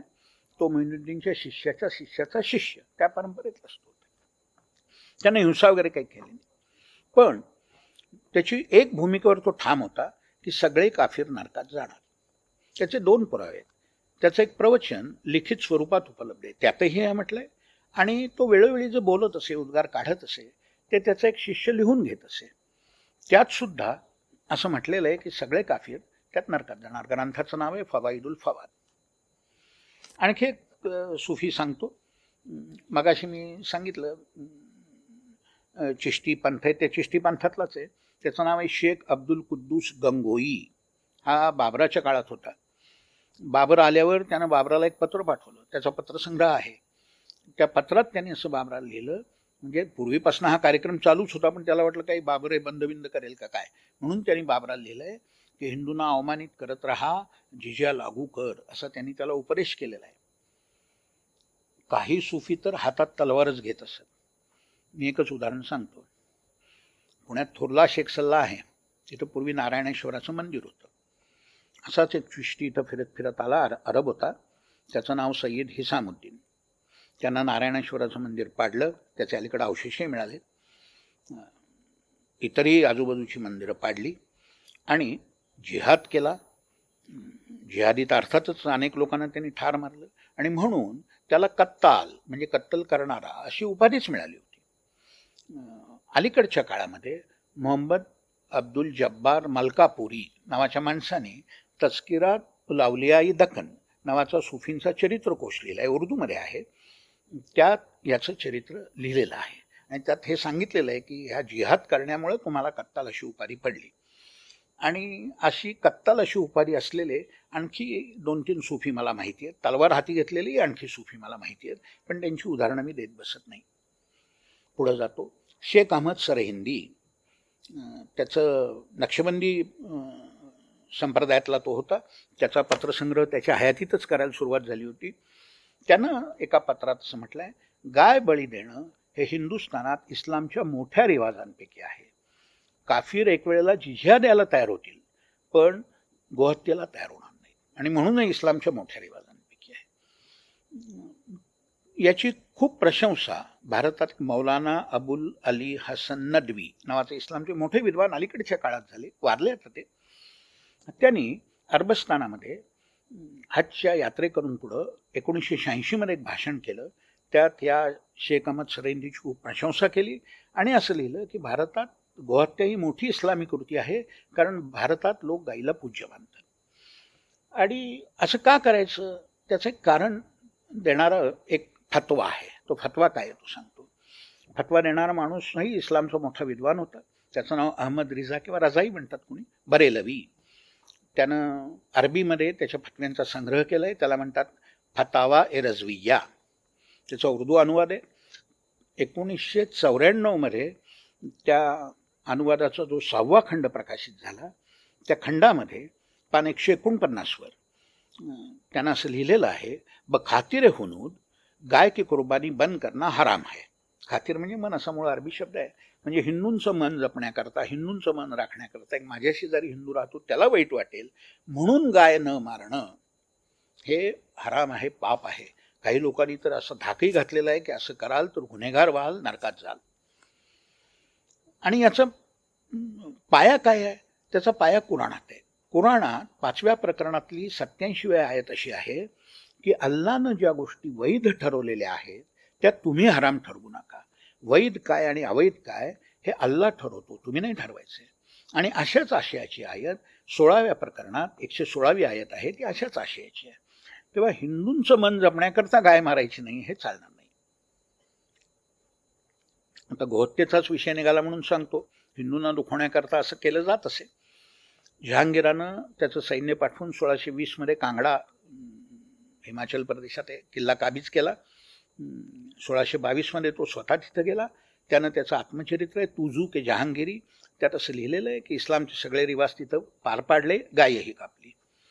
औरंगजेबानं शांतीदास जव्हेरीचं जे देऊळ अहमदाबादला पाडलं त्यावेळेला तिथं गाय कापली होती असं तेवणनं नमूद केलेलं आहे. मगाशीच मी सांगितलं की त्यांनी जानेवारी 1705 मध्ये जेव्हा पंढरपूरचं देऊळ पाडलं तेव्हाही तिथं गायी कापायला त्यानंच सांगितलेलं होतं आणि त्याप्रमाणे गाय कापण्यात आली. हे जे मी सगळं वर्णन केलं, मला वाटतं 40-50 मिनिटं झाली असतील. ते टिप ऑफ द आईसबर्ग इंग्लिशमध्ये म्हणतात, तेवढंही नाही आहे. 1000 वर्षातल्या या अशा प्रसंगांचं 50 मिनिटात मी किती सांगणार. काही नमुने म्हणून काही अगदी थोडा नमुना मी सांगितला. त्याला अपवाद होता पण क्वचित. म्हणजे एक अपवाद सांगतो. इब्राहिम आदिलशाह खूप प्रसिद्ध आहे आणि तो सरस्वतीचा भक्तच होता, उपासकच होता. त्याच्या फरमानांची सुरुवातच मुळी सरस्वतीला वंदन करून अशा अर्थाच्या वाक्यानं होते. पण असे अपवाद क्वचित. या इब्राहिम आदिलशाहच्या कारकिर्दीत सुद्धा त्याच्या एका सरदारानं एक देऊळ पाडून तिथं मशीद बांधलीच. म्हणजे बादशाह थोडाफार जरा एखादा बारा असला सहसा नसायचाच, एका हाताची बोटं सुद्धा खूप होतील, पण असलाच तरी बाकीचे लोक काही बदलायचे नाहीत. राज्यकर्ता वर्ग ज्याला आपण म्हणू ते तसंच वागायचे. एकच उल्लेख करतो, अशा प्रांतिक सल्तनती खूप होत्या. या मध्यवर्ती सल्तनतीत जे घडत होतं तेच प्रांतिक सल्तनतींमध्ये घडत होतं. मग गुजरात असो, माळवा असो, काश्मीर असो, बंगाल असो किंवा दक्षिणेतल्या बहमनी, त्यातनं निर्माण झालेल्या सल्तनती, सगळीकडे हाच प्रकार होता.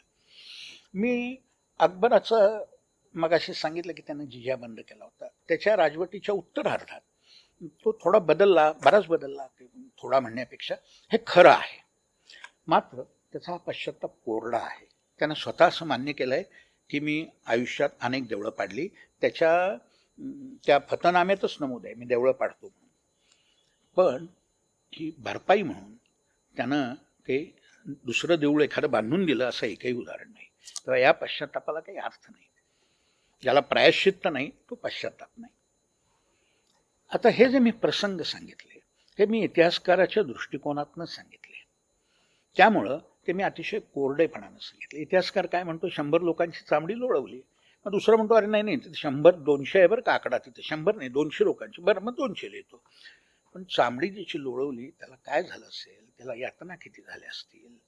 ज्या कुटुंबातला मनुष्य गुलाम म्हणून विकला गेला, स्त्री असेल पुरुष असेल, जी स्त्री जनानखान्यात फरफटत नेण्यात आली तिच्या कुटुंबातल्या लोकांना काय वाटलं असेल, हे काही इतिहास सांगू शकत नाही. इतिहासाला ती मिती, ते परिमाणच नसतं.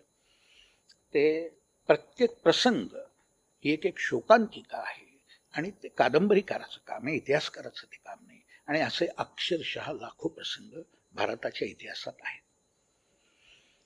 आता ही जी सगळी परिस्थिती होती ती शिवाजी महाराजांनी बदलली आणि तोच त्यांचा हेतू होता. हे दाखवून देण्याकरता काही उदाहरणं मी देतो. प्रथम मी शिवाजी महाराजांच्या कृती आणि उक्तीतनं काय दिसतं ते सांगतो. पहिली गोष्ट त्यांची मुद्रा. त्यातलं जुन्यातलं जुनं पत्र, ती मुद्रा उमटलेलं जानेवारी 1646 मधलं शिवचरित्र साहित्य खंड 2 मध्ये छापलेलं आहे.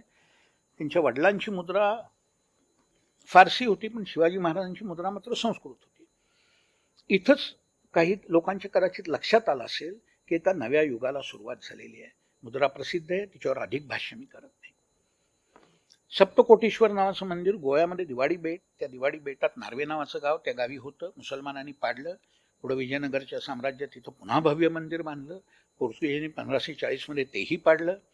मग नंतर हिंदूंनी त्यांची आपली ती पिंड नेली आणि गोव्याच्या बाहेर डिचोली परगण्यात नार्वे याच नावाच्या गावी तिथे छोटंसं मंदिर बांधून ठेवली होती. ते मंदिर पडलेलं असावं, पडीक अवस्थेत असावं किंवा मुद्दाम पाडलेलं असावं. शिवाजी महाराजांनी तिथं नवीन मंदिर बांधलं किंवा मंदिराचा जीर्णोद्धार केला. तिथं शिलालेख आहेच, पण त्याशिवाय शिवाजी महाराजांचा दुसरा राज्याभिषेक जो झाला त्याची हकीकत ज्या ग्रंथात सांगितले, तांत्रिक अभिषेक होता तो, शिवराज राज्याभिषेक कल्पतरू, त्या ग्रंथातही या प्रसंगाचा उल्लेख आहे. तमिळनाडूतही त्यांनी असंच एका ठिकाणी केलं. राजव्यवहार कोश त्यांच्या आज्ञेवर रचला, प्रसिद्ध आहे. त्यांनी रघुनाथ नारायण हनुमन त्यांना आज्ञा केली होती, त्यांनी तो रचला. त्याच्या उपोद्घातात म्हणजे प्रास्ताविकात असं सांगितलेलं आहे की तिरुवन्नमलई या जागी शोणाचलपतीचं देऊळ होतं, ते यवनांनी उद्ध्वस्त केलं होतं. बराच काळ तसंच ती उद्ध्वस्त स्थितीतच ते पडून होतं. रघुनाथ नारायण हनुमंत्यांनी ते पुन्हा बांधलं, अर्थातच महाराजांच्या अनुज्ञेनं बांधलेलं आहे. आणि त्या परिसरातले अन्य काही देवळांची नावं दिली आहेत. त्यांच्या पूजा अर्चा बंद पडल्या होत्या, कारण उघड आहे, राजवट इस्लामी होती. पूजा अर्चा करणार, उत्सव करणार, लोकांच्या त्या राज्यकर्त्यांच्या डोळ्यावर येणार आणि ते देऊळ पाडून टाकणार. त्याच्यापेक्षा आपलं मंदिर बंद करून ठेवलेलं बरं, म्हणजे कदाचित वाचेल. पण आता परिस्थिती बदलली होती आणि त्यामुळं त्या मंदिरांमध्ये पूजा अर्चा पुन्हा चालू करण्यात आल्या. याला पुष्टी देणारा एक पुरावा आहे. पुढं इंग्रजांच्या ताब्यात तो मुलूद गेला तेव्हा अर्काटचं कमिशनर विल्यम मॅकलिऑड यानं नारायण पिले नावाच्या माणसाला सांगितलं की इथला पूर्वीचे ज्या काही राजवटी होत्या त्यांचा इतिहास लिहून दे. त्यानं हिंदू मुस्लिम ही साधनं वापरून त्याचा ग्रंथ लिहिला. तो तमिळमध्ये लिहिला. कर्नाटक राज्यातलं सविस्तर चरित्रम असं त्याचं नाव आहे. त्याचं फ्रेंच अनुवाद आहे, पुस्तक प्रसिद्ध झालेलं आहे. त्यातली ही हकीकत आहे. त्यात असं सांगितलं आहे की या तिरुवन्नमलाईचं की तिथं शंकराचं जसं देऊळ होतं शोणाचलपती, तसं एक विष्णूचंही देऊळ होतं. तिथं पेरुमल म्हटलंय, पेरुमल म्हणजे विष्णूचं. तेव्हा ही दोन्ही मंदिरं पाडून मुसलमानांनी तिथं मशिदी बांधलेल्या होत्या. शिवाजी महाराजांनी त्या पाडून टाकल्या.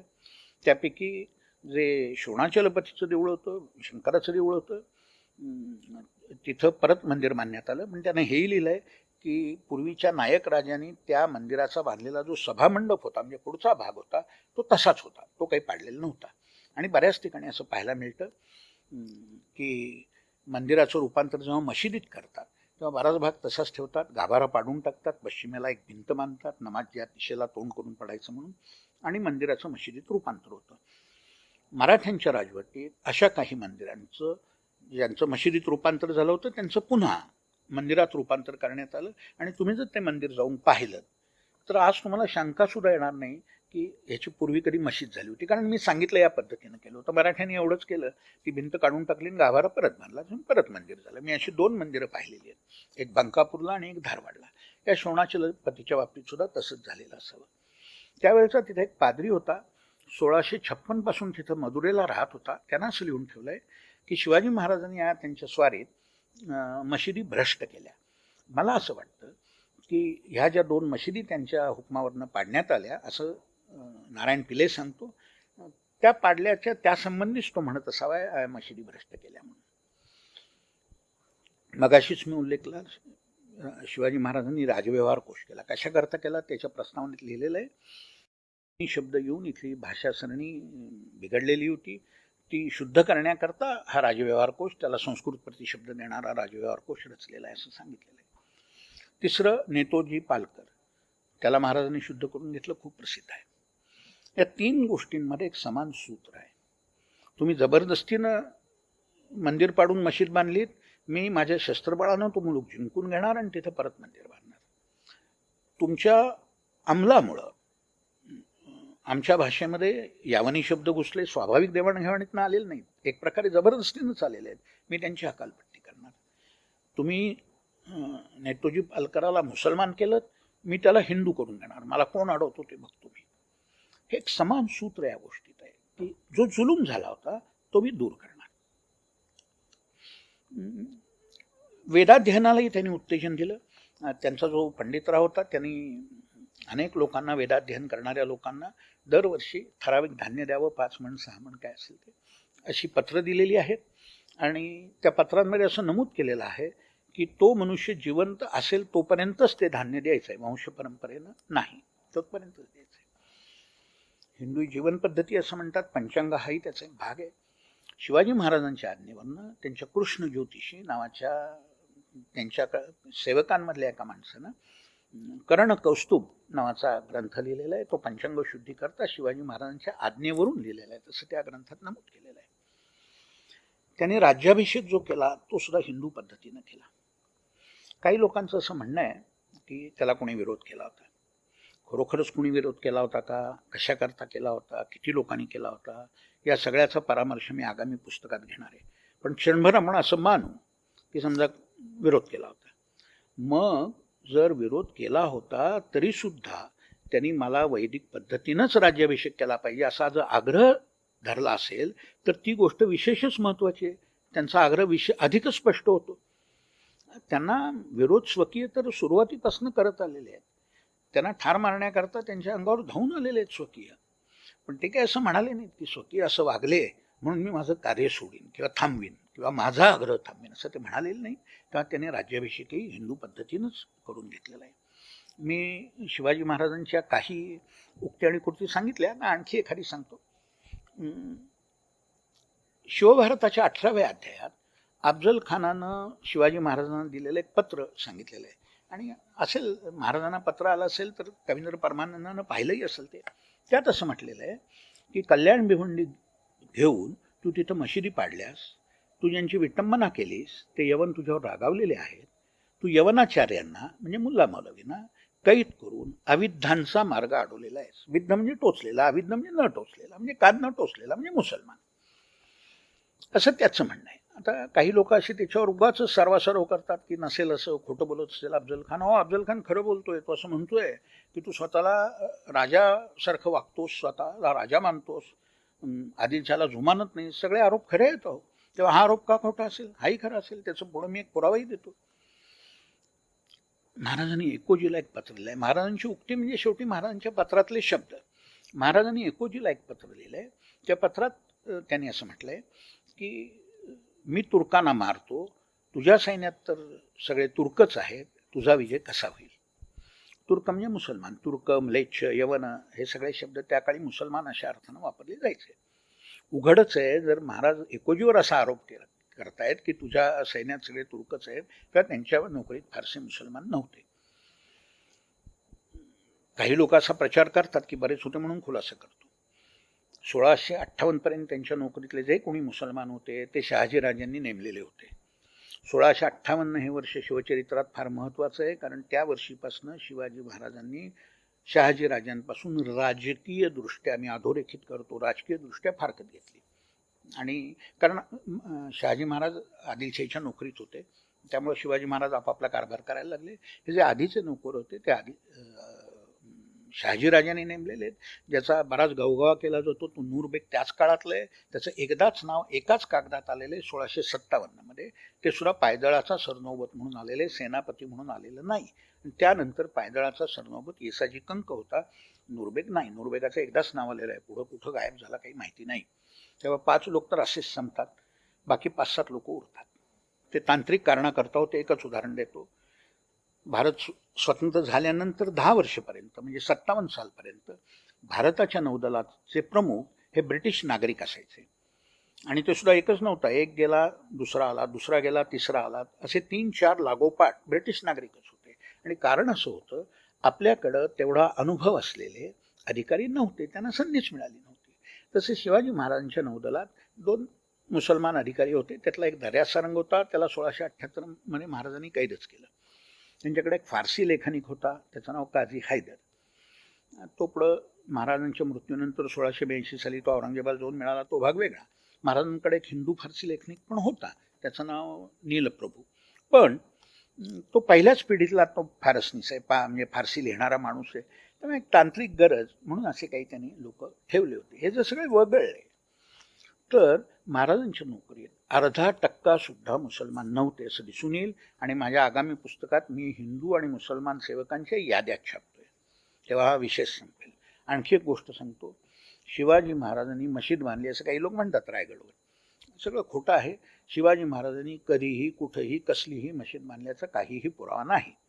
दुसरी गोष्ट, त्यांनी एकाही मशिदीला नवीन इनाम दिलेलं नाही.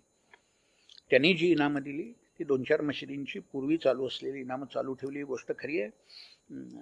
त्यातल्या इंदापूरच्या मशिदीचं इनाम त्यांनी बंद केलं असं पुढं तिथल्या सेवेकऱ्यांनीच तक्रार केली आहे. त्यांचे शब्द असे आहेत की शिवाजी भोसलेच्या कारकिर्दीत आमचं इनाम चाललं नाही. या उलट शिवाजी महाराजांनी देवळांना, धर्मपंडितांना, संत महंतांना अनेक इनामं दिली. आपल्या कसबा गणपतीला 1647 साली त्यांनी इनाम दिलंय नंदादीपा करता. प्रतापगडच्या भवानी करता रोज 10 माणसांचा शिधा तिथे येणारे कोण भाविक असतील त्यांच्याकरता दिलेला आहे. पाडगावच्या मौनीबाबांच्या मठात दरवर्षी 1000 लोकांना जेवण घालण्याकरता शिधा पुरवायची व्यवस्था केलेली आहे. मोरगावचे गोसावी आहेत, मोराया गोसावी आहेत, रामदास स्वामी आहेत, अनेकांना भरपूर इनामं त्यांनी दिलेत हिंदूंना. मुसलमानांना मात्र त्यांनी दिलं नाही. मी शिवाजी महाराजांच्या कृती आणि उक्ती सांगितल्या. स्वकीयांच्या 2-4 साक्षी सांगतो. पहिलीच साक्ष संभाजी महाराजांची. बुधभूषण त्यांचा ग्रंथ ती युवराज असताना त्यांनी लिहिलाय. त्यात असं म्हटलंय, आशाय गोश्वारा सांगतोय, म्लेच्छांनी विस्कळीत केलेल्या वर्णधर्माचे रक्षण व परिपालन करण्याकरता त्यांनी देवद्वेष्ट्यांना पराभूत केलं. वर्णधर्म असा शब्द तिथं वापरलाय. आता आज आपल्याला तो आवडत नाही, पण हिंदू धर्मच तिथं अभिप्रेत आहे. त्यांच्या दानपत्रामध्ये त्यांनी त्यांच्या वडिलांची प्रशंसा करण्याकरता त्यांना अनुलक्षून विशेषणं वापरली आहेत. त्यातलं एक विशेषण असे, यौवनारंभ गृहीत म्लेच्छ क्षय दीक्षा, म्हणजे म्लेच्छांचा क्षय करण्याची दीक्षा यौवनाच्या आरंभीच घेतलेला. अशी शिवाजी महाराजांनी आरंभीच ठरवलेलं होतं असं संभाजी महाराज सांगतात. आणि त्यांचे वडीलच होते ते त्यांना माहिती असणार. शिवभारतामध्ये 17व्या अध्यायामध्ये अफजल खानाची रवानगी करताना अली आदिलशाह त्याला काय म्हणाला ते सांगितलंय. अर्थात तेव्हा काही शिवभारतकर हजर नव्हता, हे त्याचे स्वतःचेच विचार तो सांगतोय. त्यात अली आदिलशाह जे म्हणाला त्यात काही वाक्य अशी आहे, या स्वधर्माभिमानी वीराकडून म्हणजे शिवाजी महाराजांकडून म्लेच्छांचा क्षय होत आहे. हा कुमार वयाच्या प्रारंभापासून यवनांचा अपमान करीत आलाय. आणि मगाचे शिवभारतकाराचे शब्द आठवा. भूषण हा महाराजांना भेटून गेला होता. 1673 मध्ये त्यांनी शिवराज भूषण नावाचा ग्रंथ लिहिला. त्यातला 275वा छंद आहे, हिंदूंचा उत्कर्ष करण्याकरता शिवरायांच्या मनात नेहमी उत्साह असतो. पृथ्वी निर्मलेच्छ करावी अशी इच्छा असल्याने ते युद्ध करतात. आणखी साक्षीदार पुष्कळ आहेत, मी फक्त नावं सांगतो. जयराम पिंडे, त्याचा राधा माधव विलास आणि पर्णाल पर्वत ग्रहणाख्याने 2 ग्रंथ. पिंडे महाराजांबरोबर 3 वर्ष राहिलेला होता. छत्रसाल महाराजांना भेटून गेला होता. त्याच्याच आज्ञेवरनं लालकवी यानं त्याचा छत्रसालाचं चरित्र लिहिलंय. पद्यबद्ध आहे, हिंदी आहे, ब्रज आहे. त्याचं नाव आहे छत्रप्रकाश. रामदासांची 2 पद्य प्रसिद्ध आहेत. एक शिवाजी महाराजांना अनुलक्षून आहे, एक संभाजी महाराजांना अनुलक्षून आहे. रामचंद्रपंत अमात्य शिवाजी महाराजांच्या अतिशय विश्वासातले, त्यांचं आज्ञापत्र प्रसिद्ध आहे. रघुनाथ नारायण हनुमंतांच्या राजव्यवहार कोशाचा मी मगाशीच उल्लेख केला. आणखी 2-4 नावं सांगता येतील. हे सगळे स्वकीय हेच सांगतात की हिंदूंच्या रक्षणाकरता आणि म्लेच्छांचा नाश करण्याकरता शिवाजी महाराजांचा अवतार आहे. त्यांच्या हयातीतच लोक त्यांना अवतार मानायला लागले होते. त्याचं कारण आहे, लोक इतके हताश झाले होते, त्यांना असं वाटत होतं की आता देवाने अवतार घेतला तरच कोणीतरी आपलं रक्षण करेल. शत्रूंच्या साक्षी सांगतो. तारीख अली यांचा ग्रंथ नुरुल्लानं लिहिलेला आहे. दुसऱ्या अली आदिलशाहचं चरित्र आहे. त्यात असं म्हटलंय, त्यातले शब्द सांगतोय. काफिर सेवा भोसले तिथं म्हटलंय, धर्मश्रद्ध लोकांवर अन्याय करत होता आणि तलवारीच्या पाण्याशिवाय मोहम्मदी धर्माला टवटवी येणार नाही, म्हणजे इस्लामचा उत्कर्ष होणार नाही. आणि काफिरत्वाचं काटवण तलवारीच्या आगीशिवाय जाळणार नाही, अलंकारिक भाषेत वर्णन केलंय. म्हणजे म्हणून त्याला म्हणजे शिवाजी महाराजांना मुळापासून उखडण्याकरता अफजल खानाची रवानगी केली. मतलब असा की इस्लामचा उत्कर्ष होण्याकरता आणि हिंदूंचा नाश करण्याकरता अफजल खानाला पाठवणं आवश्यक होतं. उघड याचं प्रतिबिंब की महाराज हिंदूंचं रक्षण करत होते आणि त्याकरता आवश्यक म्हणून इस्लामी राज्यांचा नाश करत होते. कान्होजी यांना पाठवलेलं फरमान आहे 1659 मध्येच आदिलशाहनंच पाठवलंय. त्यात असं म्हटलंय, शिवाने निजामशाही कोकणातील इस्लामच्या लोकांवर उपद्रवाचा हात लावून काही बादशाही किल्ले काबीज केले आहेत आणि म्हणून शिवाजी महाराजांविरुद्ध अफजल खानाला पाठवलंय वगैरे वगैरे वगैरे. त्यात असं म्हटलंय की इस्लामच्या लोकांना उपद्रव दिला. आता काय दिला उपद्रव? कदाचित गाई मारायला बंदी केली असेल, कदाचित मंदिरं पाडू दिली नसतील, कदाचित बाटवाबाटवी करू दिली नसेल. आता हा त्यांना जुलूम वाटणं स्वाभाविक आहे. तटस्थ साक्षीदार सांगतो, हेनरी रेमिंग्टन त्यानं महाराजांना लिहिलेलं पत्र आहे, 1660 मध्ये लिहिले. त्याकडे दुभाषी असत. या पत्राची इंग्रजी प्रत उपलब्ध आहे. काय भाषांतर त्यांनी त्या काळात केलं आपल्याला उपलब्ध नाहीये. त्या पत्राच्या मायन्यात ती इंग्रजी जी प्रत आहे, शिवाजी महाराजांना अनुलक्षून general of the Hindu forces असं म्हटलेलं आहे. हिंदू सेनाधिपती. त्याचं आकलन तसं होतं की हिंदू सैन्याचे प्रमुख आहेत. आंद्रे फ्रायरचा मी मगाशी उल्लेख केला, तो म्हणतो मशिदी भ्रष्ट केल्या वगैरे. फ्रायर नावाचा इंग्रज होता, डॉक्टर होता, ईस्ट इंडिया कंपनीच्या नोकरीत होता. 1675 मुंबईहून जुन्नरला जात होता. जुन्नरच्या मुघल अधिकाऱ्यानं त्याच्या कुटुंबियांवर उपचार करण्याकरता त्याला बोलावलं होतं, म्हणून तो जात होता. वाटेत शिवाजी महाराजांच्या मुलखातनं वाट होती, कल्याणला थांबला होता. तिथल्या कल्याणच्या अधिकाऱ्यांनी त्याला सांगितलं की मोकळी पडली मशीद, त्या मशिदीत राहा. त्याकरता त्याला कुणा मुल्ला मौलवीची परवानगी घ्यायला लागली नाही. शिवाजी महाराजांच्या अधिकाऱ्यांनी सांगितलं त्या मशिदीत राहा, तो राहिला. त्यानं असं लिहून ठेवलं आहे की कल्याणमध्ये अनेक मशिदी आहेत, इथल्या मुल्लांना पूर्वी लठ्ठप वेतन मिळत असे. शिवाजी महाराज हिंदू असल्यामुळं त्यांनी त्या मशिदी एरवी पाडूनच टाकल्या असत्या, पण त्याच्या ऐवजी त्यांनी त्याचं धान्याच्या कोठारांमध्ये रूपांतर केलं आहे. अफजल खान म्हणतो पाडूनच टाकल्या, बोलत असतील. आता ज्या पाडून टाकल्या त्या त्याला दिसणं काही शक्य नव्हतं. काही पाडल्या असतील, काहीचं धान्याच्या कोठारांमध्ये रूपांतर केलं असेल. आता शिवाजी महाराजांच्या राज्याची परंपरा काय होती ते सांगतो. संभाजी महाराजांच्या दानपत्रात उल्लेख आहे, तो मागाशी मी सांगितला. संभाजी महाराजांनी रामसिंगाला संस्कृत पत्र लिहिलं आहे, त्याचं इंग्रजी भाषांतर आहे, व्हॉल्यूम ऑफ स्टडीज इन इंडॉलॉजीमध्ये छापलेलं आहे. मतलब त्यातला महत्त्वाचा भाग तेवढा सांगतो की सध्या यवनाधमाला सर्व हिंदू सत्वशून्य व धर्महीन झालंय असं वाटतंय, पण आम्ही धर्म आणि प्रजापालन याविषयीच्या आमच्या राजधर्माला पारखे होऊ शकत नाही. त्याकरता आम्ही आमचा खजिना, आमचे किल्ले, थोडक्यात आमचं सर्वस्व पणाला लावायला तयार आहोत. तुम्ही मात्र स्वधर्म त्याग करून स्वस्थ बसता याचं आश्चर्य वाटतंय. मिर्झा राजे जयसिंगाचा मुलगा रामसिंग याला संस्कृतमध्ये लिहिलेलं पत्र आहे. संभाजी महाराजांनी 1684 एका कारवारला एका मुसलमानानं गाय मारली म्हणून त्याला जाहीररित्या फाशी दिलं, असं कारवारून तिथल्या इंग्रज वखारदारांनी लिहिलेल्या एका पत्रात नमूद केलेलं आहे. खडकोळंचा शिलालेख प्रसिद्ध आहे, थोडक्यात सांगतो. तिथं धर्माजी नागनाथ म्हणून महाराजांचा अधिकारी होता, आणि तिथल्या एका व्यापाऱ्यानं अर्ज केला की इथं नदी ओलांडायला होडीला भाडं घेतात, पूर्वी घेत नव्हते, आता घेत आहेत, तर ते घेऊ नये. धर्माजी नागनाथांनी सांगितलं ठीक आहे, तुमची विनंती मान्य, यापुढे घेणार नाही म्हणून. पूर्वी अशी पद्धत असायची की अर्जदाराचा अर्ज काय ते आधी सांगायचे आणि त्याच्यावर निर्णय काय दिला ते त्यापुढे सांगायचे. अशी जी सार्वजनिक हिताची पत्र असतात ती कधी कधी शिलालेख रूपानं जतन केली जातात, आणि हे पत्र सुद्धा शिलालेख रूपानं जतन केलेलं आहे. छायाचित्र कमल गोखले यांच्या शिवपुत्र संभाजीमध्ये छापलेलं आहे. त्यात त्या अर्जदारानं जे काही म्हटलेलं आहे त्यातला एक वाक्य महत्वाचं आहे. तो म्हणतो आता हे हिंदू राज्य झाले. आणि हे का महत्वाचं आहे, तो राज्यकर्ता नव्हता, तो सामान्य मनुष्य होता. त्याला सुद्धा ही जाणीव झाली आहे की आता हे जे राज्य आहे हे हिंदू राज्य आहे. राजाराम महाराज त्यांनी हनुमंतराव घोरपड्यांना पत्र लिहिलेलं आहे, 1691 मधलं, शिवचरित्र साहित्य खंड 5 मध्ये छापलेलं आहे. महाराष्ट्र धर्म पूर्ण रक्षावा हा त्यांचा संकल्प त्या पत्रात व्यक्त झालेला आहे. महाराष्ट्र धर्म म्हणजेच हिंदू धर्म, त्याला हिंदू धर्मही म्हणत, महाराष्ट्र धर्मही म्हणत. राजाराम महाराजांच्या अनेक पत्रात हे देवा ब्राह्मणांचं राज्य आहे असा उल्लेख आलेला आहे. म्हणून खुलासा करतो की ब्राह्मणांचा एवढ्याच करता उल्लेख आलाय की ते देवाचे पुजारी असत म्हणून. धन्याबरोबर सेवकाचा उल्लेख आहे, तो तसा तो उल्लेख आहे. देवा ब्राह्मणांचं राज्य आहे म्हणजे धर्माचं राज्य आहे, एवढाच त्यात अर्थ आहे. राज्य राजाराम महाराजांचं होतं, ब्राह्मणांचं नव्हतं. तेव्हा ते हिंदू राज्य हाच अर्थ तिथं अभिप्रेत आहे.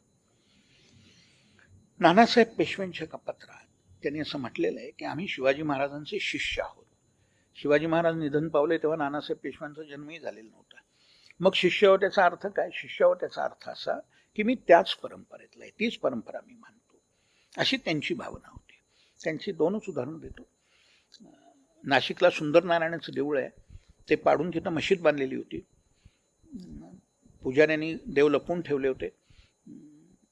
त्या पुजाऱ्यांनी त्याच्या वारसाने येऊन विनंती केली नानासाहेबाकडे की आम्हाला तिथं परत देऊळ बांधू द्या. नानासाहेबांनी परवानगी दिली आणि त्याप्रमाणे पुढं तिथं ती मशीद पाडून तिथं देऊळ बांधण्यात आलं. आणखी एक उदाहरण सांगतो. त्र्यंबकेश्वरला देऊळ होतं पूर्वी, ते शिवाजी महाराजांनी स्वतः सुरतेच्या दुसऱ्या लुटीला जाताना त्र्यंबकेश्वरचं दर्शनही घेतलेलं होतं. ते पुढं औरंगजेब जेव्हा दक्षिणेत आला तेव्हा केव्हा तरी पाडलं असलं पाहिजे. याचं कारण तिथं मशीद बांधलेली होती आणि नानासाहेब पेशव्यांनी ती मशीद पाडून तिथं पुन्हा त्र्यंबकेश्वरचं देऊळ बांधलं. आणखी आता एकच देऊळ सांगतो. मगाशी जे मी सांगितलं की महाकालेश्वर उज्जैनचं जे इल्तुतमिशनं 500 वर्षापूर्वी पाडलं होतं, ते शिंद्यांचा अंमल तिथं असताना त्यांचे कारभारी रामचंद्र बाबा सुकटणकर यांनी तिथं पूर्वी कुणी मशीद बांधली होती ती पाडून ते परत देऊळ बांधलं. डोंगरे नावाचे गृहस्थ त्या परिसरात फिरले होते. त्यांनी इन टच विथ उज्जैन नावाचं त्यांचं पुस्तक आहे, 1935 मध्ये प्रकाशित झालेलं आहे. तेव्हा ते देऊळ बांधून 100 वर्षही झालेली नव्हती आणि कदाचित त्या डोंगऱ्यांच्या वडिलांच्या किंवा आजोबांच्या काळातच बांधली असेल, मंदिर बांधलं असेल. आज जे देऊळ तिथं आहे ते 18व्या शतकातलं त्या शिन्यांच्या कारभाऱ्यांनी बांधलेलं रामचंद्र बाबा सुखटणकर त्यांनी बांधलेलं मंदिर आहे. मगाशी मी पुण्यश्लोक अहिल्याबाईंचा उल्लेख केला. त्यांनी अनेक ठिकाणी भारतात मंदिरं बांधली. त्यातलं सोमनाथालाही त्यांनी मंदिर बांधलं. मग पुढं वल्लभबाईंनी परत मूळ जागेवर बांधलं. अहिल्याबाईंनी शेजारीच बांधलं होतं. आता या मराठ्यांच्या साम्राज्याचा परिणाम काय झाला, या हिंदू साम्राज्याचा परिणाम काय झाला ते अगदी अगदी थोडक्यात सांगतो. जिझिया रद्द झाला, पुन्हा जिझिया नाही. मूर्तिभंजन रद्द झालं. काशीमध्ये, वाराणसीमध्ये 1700 पूर्वीचं मंदिर जवळजवळ नाहीच आहे. असलंच क्वचित एखादं दुसरं असेल. पण पुढच्या अल्पावधीत म्हणजे प्रिन्सेपनं 1828 मध्ये काशीमधल्या मंदिरांची मोजणी केली तेव्हा तिथं 1000 मंदिरं होती. म्हणजे ही अर्थातच 1707च्याही नंतर किंवा त्याच्याही जणांनंतर बांधायला सुरुवात झाली. 100 वर्षात जेमतेम 1000 मंदिरं बांधलेली आहेत. आणि बनारसमध्ये, ज्याला मुसलमान लोक बनारस म्हणतात, वाराणसीमध्ये खुद्द मराठ्यांची सत्ता नव्हती, पण त्यांची दहशत एवढी होती, त्यांचा प्रभाव एवढा होता की वाराणसीत पुन्हा मंदिरं उभी राहिली. थोडी थोडकी नाही, शेकडो. आणखी बंद झालं, कत्तली बंद झाल्या. राजपूत राजे नाईलाजानं हातबल होऊन मुघल बादशाहांना मुली देत असत, ते बंद झालं. पुढं भारताला जेव्हा स्वातंत्र्य मिळालं तेव्हा निजामाने सामील व्हायचं नाकारलं आणि त्याला भारतीय सैन्याने ते लगेच 2 दिवसात संपवलं. तो जो पाकिस्तानला लागून असता तर कदाचित ते अवघड झालं असतं का. ते सोपं का झालं, तो विलग झाला होता, आयसोलेट झाला होता. त्याच्या भोवती सगळी मराठीच सत्ता होती. मराठ्यांना माहिती होतं की याचा नाश करायचा एक दिवस, त्यांच्या पत्रांमध्ये उल्लेख येतात. पण त्यांचं लक्ष खेळलं होतं दिल्लीवर, पंजाबवर. त्या घाईत ते होते. निजाम ही त्यांच्या दृष्टीनं परसातली भाजी होती. ते म्हणत होते आज देऊ उद्या उपटू. आणि त्यांच्या कारकिर्दीत नाही शक्य झालं, पण पुढं भारतीय सैन्याने ते काम पूर्ण केलं. तेव्हा आपल्याला असं म्हणता येईल की शिवाजी महाराजांनी जे राज्य स्थापन केलं, हिंदू साम्राज्य स्थापन केलं, त्यांच्या राज्याभिषेकाच्या निमित्तानं त्याची प्रकट घोषणा केली एक प्रकारे. त्याचा उद्दिष्ट त्यांचं बऱ्याच प्रमाणात साध्य झालं. आणि ते उद्दिष्ट हिंदूंचं रक्षण, हिंदूंचा उत्कर्ष आणि त्याकरता या इस्लामी राजवटींचा नाश हे त्यांच्या राजवटीचं उद्दिष्ट होतं. लोक ते हिंदुत्व काढून घेण्याकरता रयतेचा राजा, अमका राजा असं बरंच काही करतात. त्यातला त्यांचा एक हेतू त्यातलं हिंदुत्व काढून घ्यायचा असा होता. मला त्या हिंदुत्वाशी मला काही नाही घेणं देणं, मी इतिहासकार आहे. पण जे कागदपत्रात दिसतं, जे इतिहासाच्या साधनांमध्ये दिसतं, ते असंच दिसतं की हिंदूंचं रक्षण आणि त्याकरता आवश्यक म्हणून इस्लामी राज्यांचा नाश. आणि ते ध्येय बऱ्याच प्रमाणात साध्य झालं. शेवट इतकंच सांगतो, भूषणाचा छंद आहे, स्फुट आहे, म्हणजे सुट्ट एक छंद आहे, प्रसिद्ध आहे. त्यात शेवटी असं म्हटलंय, अगर शिवाजी न होते तो सुन्नत होती सबकी. मी भाषणाच्या सुरुवातीला यशवंतराव चव्हाणांच्या भाषणातले उद्गार सांगितले. आता हे भूषणाचे उद्गार सांगतो. शब्द वेगळे आहेत पण दोन्ही मागचा आशय एकच आहे, दोन्ही मागची भावना एकच आहे. थांबतो. नमस्कार.